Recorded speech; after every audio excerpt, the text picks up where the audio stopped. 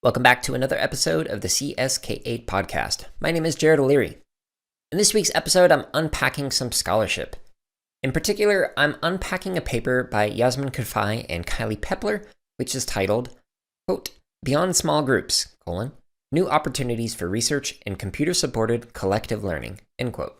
As always, you can find links to the author's Google Scholar profiles in the show notes, as well as a direct link to the paper itself. And in this particular one, I'm linking to ResearchGate, which allows you to access the paper for free. So if you're actually interested in reading this particular article, all you have to do is go to the show notes, which is found in your description, or by visiting jaredoleary.com and simply click on this episode's title. All right, so here's the abstract for this paper. Quote, CSCL research has focused on understanding and designing collaborative learning in diverse settings and configurations with support of computers. Within this research, however, most efforts have concentrated on studying small group configurations and thus examine what we would like to call collaborative learning, i.e., the abilities needed to participate and support collaborations of typically 2 to 5 people. Much less emphasis has been placed on studying massive communities and participation in large groups, prominent in today's social networking sites and online gaming cultures that would shift the focus to collective learning, i.e., the abilities needed to participate and support collaborations in massive groups. In this paper, we identify key dimensions of collective learning, present observations of online and local participation in one open-source Web 2.0 community with over 630,000 members called Scratch, and outline a research agenda for computer-supported collective learning, end quote. All right, so that abstract does a good job of kind of summarizing the overall paper itself. If I were to give a one-sentence summary, I'd say that this paper is an analysis of participation within the Scratch community that compares and contrasts collaborative learning, i.e. the learning within small groups, with collective learning, i.e. learning within massive groups. Okay, so the authors begin this particular paper by discussing collaborative learning, which is learning that, quote, emphasizes the abilities to participate in small groups, whether online or offline, or in combinations thereof, end quote, from page 17. So it's important to note that the authors suggest that collaborative learning can occur in both online and offline settings. While many have found that collaborative learning is useful, there are many kids who are learning in online communities that have thousands of members. So not just like between 1 and 5 people to collaborate with, but potentially hundreds or thousands of people to learn from. So the authors are basically exploring what are the potential implications of learning within such spaces.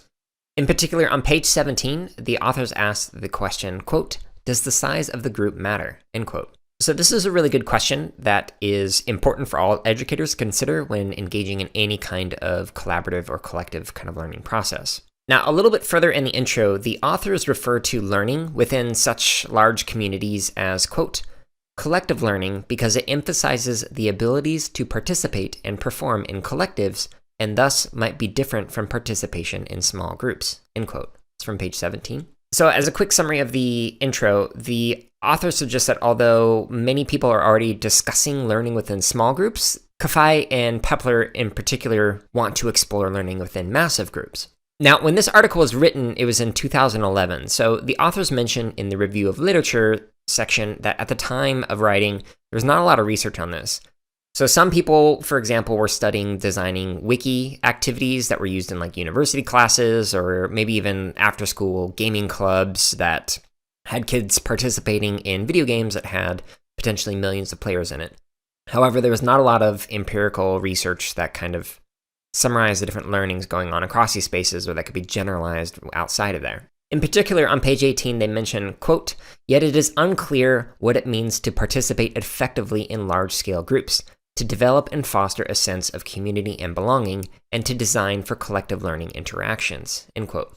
Now, later, the authors describe the importance of collective learning, and here's kind of a summary of some of the concepts. So this is from page 18, quote, concepts such as collective cognitive responsibility indicate that interactions in these online communities could have different constraints and affordances due to their massive number of participants. Unstructured and structured groups with concurrent, asynchronous, and synchronous nature of interactions, ongoing persistence of online life in absence of individual presence, in addition to the nature of collaborative tasks and contributions, end quote. So to kind of summarize their review of literature and their little introduction of the importance of collective learning, they mentioned that not many people are discussing this. However, there are a lot of people who are engaging in these spaces. If, however, you are interested in reading some of the scholars that they mentioned, the author last names are Boyd, G, and Ito, and they kind of all have a lot of research on learning within large online communities or spaces. And I've actually mentioned G in particular in several other podcasts because he was a professor of mine. Okay, so in the next main section, the authors are talking about some of the findings for this particular study. So again, in 2011, or at least at the time of their writing, Scratch had about 1.2 million members and over 630,000 projects. Nowadays, those numbers are significantly higher. Now, the authors point out a very important thing to consider is that these two types of learning that they're kind of comparing and contrasting, collaborative learning and collective learning, can and do occur simultaneously within Scratch. So it's not like you have to pick one or the other and be like, okay, class, today we're going to only engage in collaborative learning, or we're only going to engage in collective learning. So for everything that I'm about to say in terms of the comparison between these two types of learning, just keep in the back of the mind that both of these can occur, and honestly probably should occur, to encourage a range of participation and engagement in the classes that you're working with. So on page 19, the authors discuss collaborative learning activities. So here's a quote. Quote, "Collaborative activities include mostly goal-oriented activities.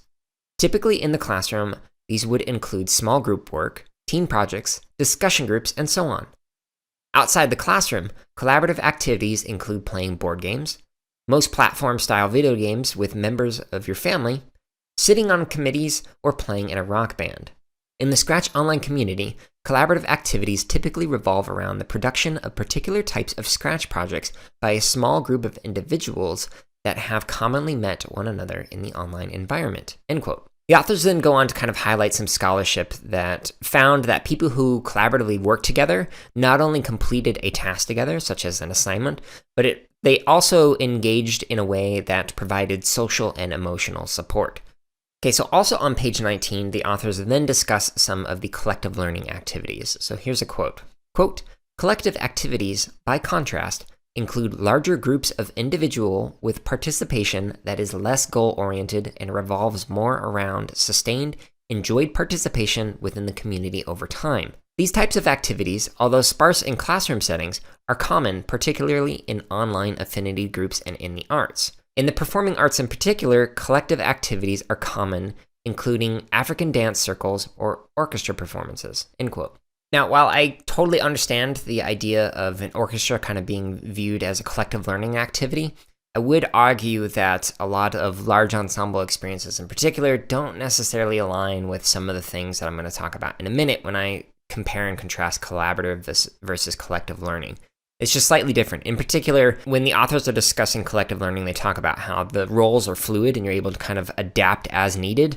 But in a large ensemble setting, that typically doesn't occur. So while I get that everybody's kind of collectively working together to create something, it doesn't necessarily align with some of the stuff that I'll mention in a minute. Now, the authors do mention that collective learning not only helps develop personal agency with coding, but it can also develop status as an expert among peers or community members, which I think is very important. It's great for kids to kind of develop their own individualized expertise and have that expertise being recognized outside of a small group. The authors also highlight a previous study that found collective learning spaces encourages a range of participation. So not everyone is doing the same thing.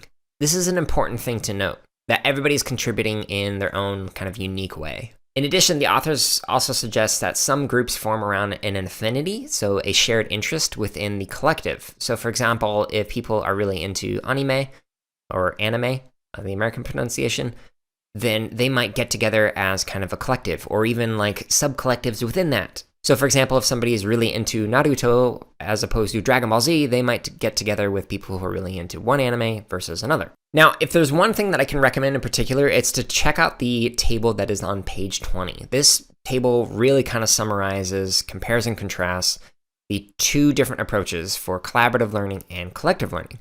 So I'm going to kind of give my own summary of that in case you don't have access to the paper itself, which I do highly recommend reading. Okay, so the first comparison is a comparison of size. So the author suggests that collaborative learning is typically 2 to 5 people, whereas collective learning is more than 5.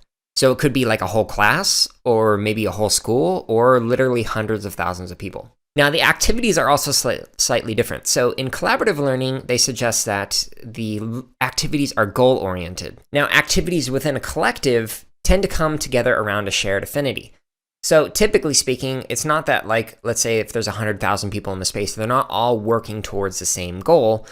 Instead, within that space, there are opportunities for groups to form around a shared affinity, or even for people to just participate in a shared affinity without necessarily having to define themselves as a member of a group.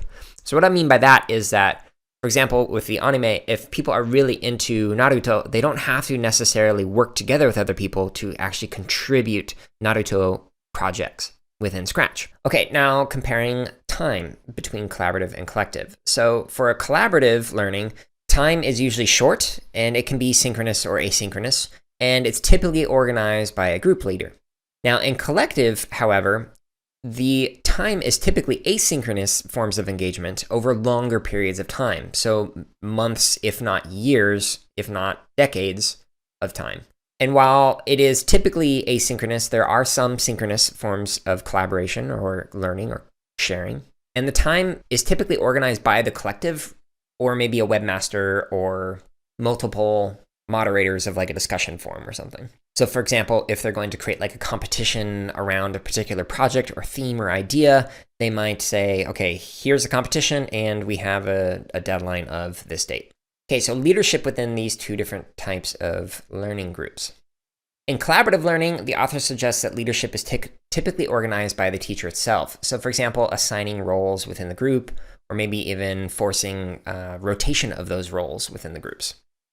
However, in collective learning, here's a quote from page 20. Quote, "In online communities, leadership is emergent, decentralized, and distributed among a large group of individuals.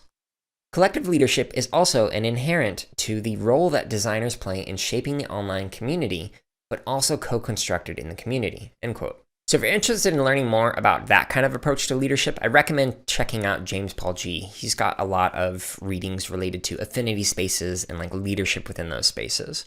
I'll include some links to his discussions on that in the show notes. Okay, so the next category, labor. So in collaborative learning groups, the labor is usually through prescribed roles, like I previously mentioned. And if any member of the team or the group is absent, it kind of has a large impact on the group. So everybody needs to kind of engage in a strong role within the group, otherwise the overall goal could be compromised. On the other hand, in collective learning groups, members typically take on a single but often fluid role that kind of fits within the larger collective.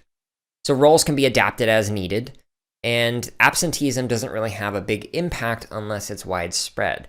The reason why is because if you just have significantly more people who can contribute to something, it's okay if one or two people are unable to contribute within the given amount of time. In addition, one of the things defining factors that's very different about collective learning is that people are able to actually lurk or participate on the periphery without impacting the collective's goals. This is another one of those reasons why I would say that collective learning is very different from most large ensemble settings like orchestras and bands and whatnot. It's because you're typically not supposed to engage on the periphery. And the final section in this table that again is on page 20 is knowledge. So in collaborative learning, knowledge is distributed among present members, and it does not build on the efforts of prior groups, or what they refer to as institutional learning. Collective learning, on the other hand, the knowledge is typically stored and accessible to a large community. So although it is distributed among individuals across time and space, the members are able to continue within the space over extended periods of time. So new members are able to learn from veterans. This is a very key distinction. So it makes it so that, like, if we were to think of collective learning within an educational space, not only would kids be able to learn from everybody who's present or at school at that time, but potentially people who were in the same class multiple years ago. Okay, so in the discussion section, the authors conclude with a discussion on how there needs to be more research on such spaces and the learning that potentially occurs within them. And here's a quote from page 22. Quote, "We also need to consider issues about ethics that invariably come up in the context of collective production, sharing, and commenting, and are particularly relevant in the context of schooling that still favors individual recognition. What does it mean when members contribute to a large project? How is this recognized? What about remixes that take up existing projects and modify them? A practice very common in network communities. End quote. These are some excellent questions to consider. In particular, if you are interested in collective learning within the spaces that you are working with, you're going to need to figure out what forms of participation and engagement count and how. Are you going to allow or encourage kids to be on the periphery and maybe not contribute to anything in a substantial way? If so, how do you assess that? Also, the authors mention a couple of scholars who kind of explore the online learning in spaces like this that might involve what they're describing as collective learning. If you're interested in learning more about it, check out the discussion section at the end and read some of those authors that are in there. Or you could check out the ethics section of chapter 3 of my dissertation, which I link directly to in the show notes. And it kind of talks about, is this kind of research ethical? And if so, when? All right, so that was kind of the main summary of the study itself. Now I'm going to kind of talk about some of my lingering questions or thoughts. So the first one is, how might educators encourage both collaborative and collective learning in a shared space? So as an example, in my classes, we had several different programming languages that kids could pick from. If they were working in Scratch, they could then share their projects with me, and I would often share them into studios. And those studios were accessible by anyone in grades 2nd all the way up through 8th grade. So an 8th grader could share something with in the studio that a 2nd grader could look at, and vice versa. In addition, in some of the other languages that I encouraged in the classes that I facilitated, I used online folders to kind of share code or creations that kids made in the classes that I worked with. This allowed kids to kind of learn from each other and experiment from each other in kind of made a closed circuit collective learning environment. So that instead of just encouraging collective learning within the classroom itself, so that like if there were a class of 30 kids, all 30 of them could learn from each other, they were then able to kind of asynchronously learn from other kids in other classes by looking at and reading through code or remixing code that others had created in other classes.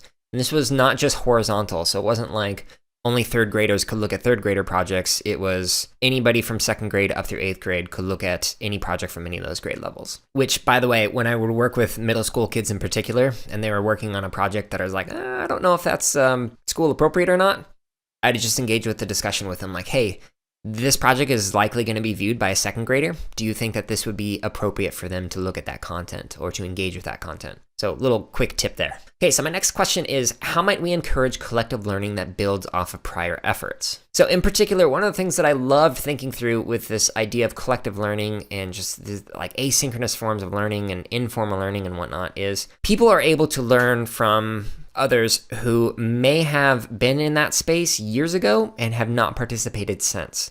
So one of the things that I tried to do in a university class that I designed and facilitated was make it so that we all kind of created this wiki. And the idea was that every single semester we were going to keep adding to and building off of that wiki. A current class could go back multiple semesters or years and kind of build off of the work from prior classes to kind of collectively create this kind of a wiki.